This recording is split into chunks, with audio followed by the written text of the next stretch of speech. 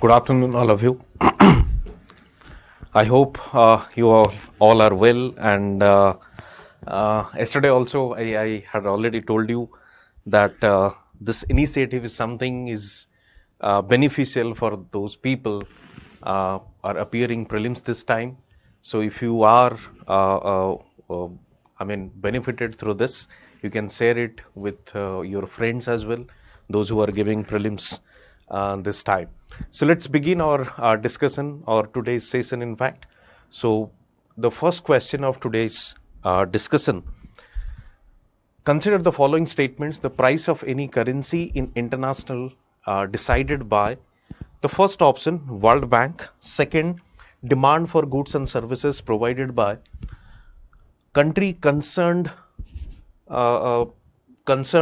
third, stability of the government of the concerned country; economic potential of the country in question. So, which of the following factors are important to decide the price of any currency? This is something asked from the balance of payment chapter. Now, let's discuss one by one. The first one is World Bank. Do you think World Bank has any role to decide the price of any currency of a country? I think no. So World Bank is not the right answer, or the first one you can simply reject. Second one is demand for goods and services provided by the country concerned. Again, do you think this is something, a factor which decides the price of a currency? I think yes. Demand for goods and services provided by the country concerned obviously decides, because suppose the product which India exports to different countries or outer world, that is something in demand, or demand for your goods and services increased. That means the demand for your currency would increase in the international market. When the demand for currency would increase in the international market, definitely the currency or the currency of yours will appreciate. So definitely this decides your price of any currency. Now, stability of the government of the concerned country, yes, of course. I think in recent days you might have seen, if you take the example of Sri Lanka, the financial crisis or the economic crisis, in fact, if you see the Bangladesh, if you see the Nepal countries, so these countries are suffering from economic crisis, vis-a-vis their government is not a stable one. So this is something correct. It decides the price of a country's currency. Economic potential of the country in question. Now, economic potential, although plays a role, but let me tell you, suppose your economic potential is very good, but your country does not import or export with the outer world. Let's, for example, your economy is a closed one, what we call the autarky. Then definitely your price of your currency will not be affected by this factor. So if you eliminate 1 and 4, obviously 2 and 3 are the right answer. Okay. Now coming to this IFC Masala bond, let me read this question for you. With reference to IFC Masala bond, sometimes seen in news, which of the following statements given are correct? This is something, a current affairs based question. The International Finance Corporation, which offers these bonds in an arm of the World Bank, and this is correct. Their rupee denominated bonds and are a source of debt financing for the public and private sector. Again, this statement is correct. Let me tell you, this Masala bond is what? These are bonds issued outside India by an Indian entity or corporates, either government or private. These bonds are issued in Indian currency, that means denominated by Indian currency. What was the question? This has been asked. Indian corporates usually issue masala bonds to raise funds from foreign investors. This is the idea actually. If any government or private entity wants money and they wants to exploit the external market or international market, they can simply borrow money by issuing this masala bond. This is the idea which was started. So the International Financial Corporation named its masala bond, which is an Indian word for spices, to stimulate the culture and cuisine of India on the international platform. The first masala bond was issued in 2014 by IFC for the infrastructure projects. It was initiated or started in 2014 and it was asked in 2016 paper. Okay. Now coming to the next question, and this is something very important. This is a basic question which was asked by UPSC. An increase in the nominal effective exchange rate indicates appreciation of rupee, and this is all about this exchange rate NIR and RIR. Let me discuss with you and then I will come back to the question. NIR is a measure of the value of currency against weighted average of several foreign currencies. If you want to define NIR, this is the definition. An increase in NIR indicates an appreciation of the local currency or the currency of that country against the weighted basket of currencies of its trading partners. What was the question? Indicates the appreciation of the rupee. That means this first statement is correct. An increase in the real effective exchange rate indicates an improvement in trade competitiveness. Let me again come back to the concept. RIR is the real effective exchange rate, a measure of the value of a currency against a weighted average of several foreign currencies. That means RIR is something NIR divided by a price of deflator or index of cost. So if you want to calculate the RIR, this is something NIR divided by this what? Price deflator or index of cost, or through the index through which you measure your price label. Now come to this question. Okay, so an increase in RIR implies that exports becomes more expensive and imports become cheaper. Therefore, an increase indicates a loss in the trade competitiveness. But in question, what it is, it has been asked, an increase in the RIR indicates an improvement in trade competitiveness. So this statement is incorrect. An increasing trade in domestic inflation relative to inflation in the other countries is likely to cause an increasing divergence between NIR and RIR. Third statement is correct, because with the increasing this values, it would create a divergence between these two values, obviously, because what I told you, that RIR is something that is NIR, the value of NIR divided by your price index. Okay, so this is what is the answer. That means 1 and 3 are the right answer and 2 statement is incorrect one. Okay, now coming to this. This is something, this question is mix of money and banking and your balance of payment chapter. If the inflation is too high, Reserve Bank of India is likely to buy the government securities. Now, inflation is there in the economy, and what is the role of RBI? RBI's role to control the inflation. That means RBI has to squeeze or narrow down or reduce the money supply in the economy. That means when you buy the securities, money supply would increase. Then what you have to do? You have to do the reverse one. You have to sell the securities, then only you'd absorb the extra money supply in the economy.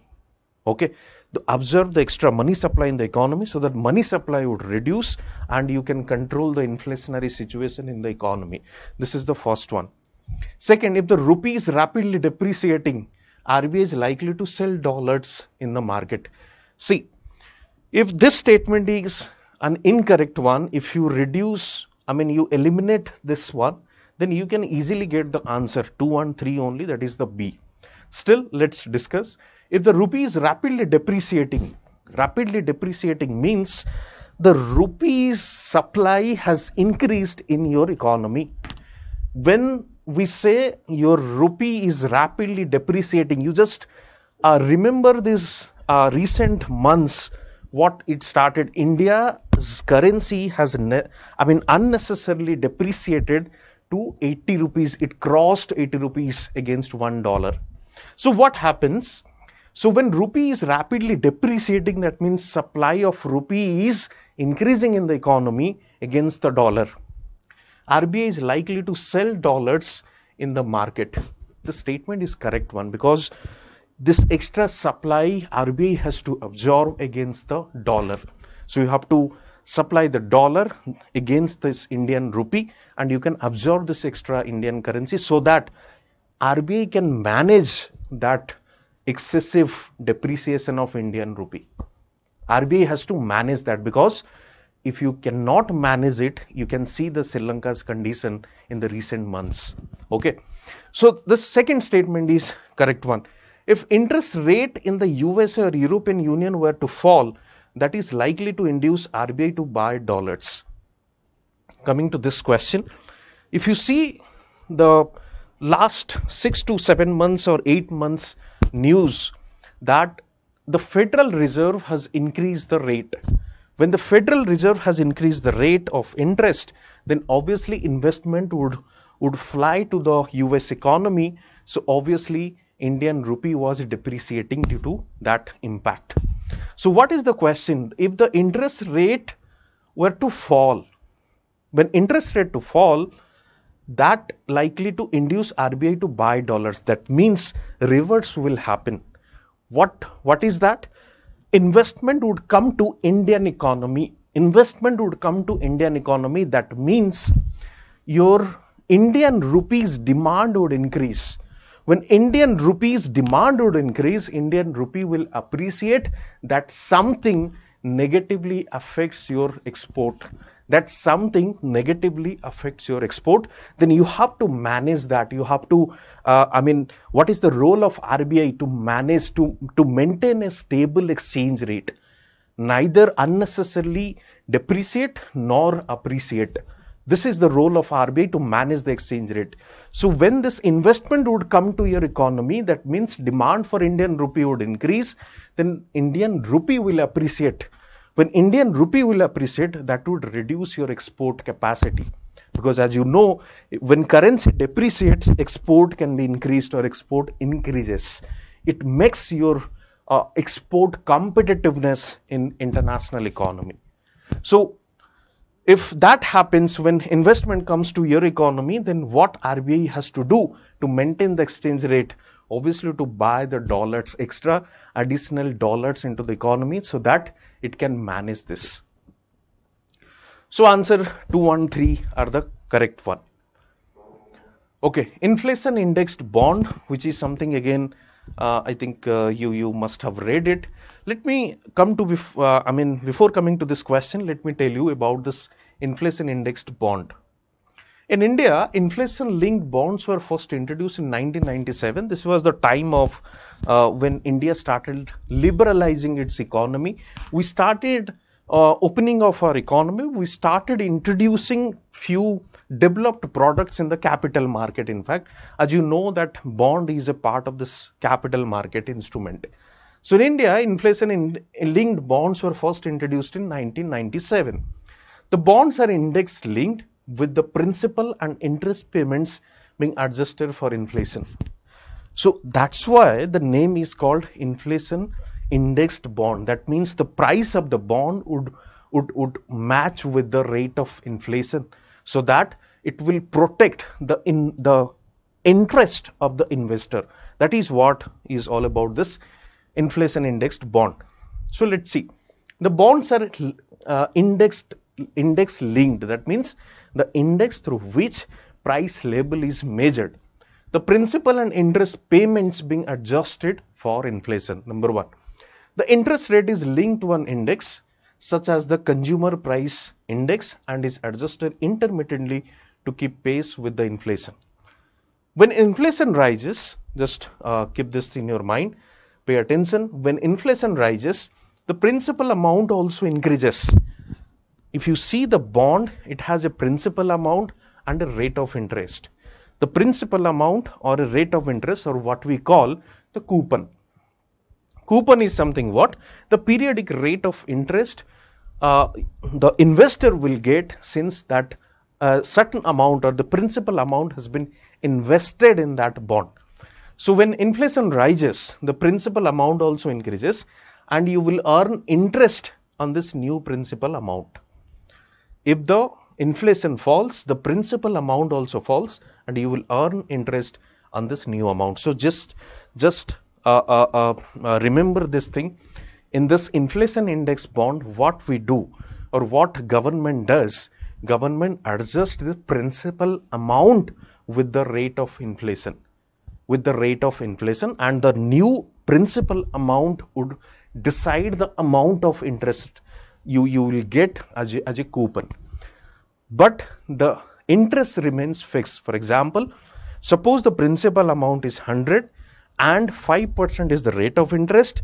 So 5% would be the same. It will not change. What will be changed is the principal amount. Okay. So when inflation will go high or at the opposite side, then the principal amount would increase. It would be more than 100.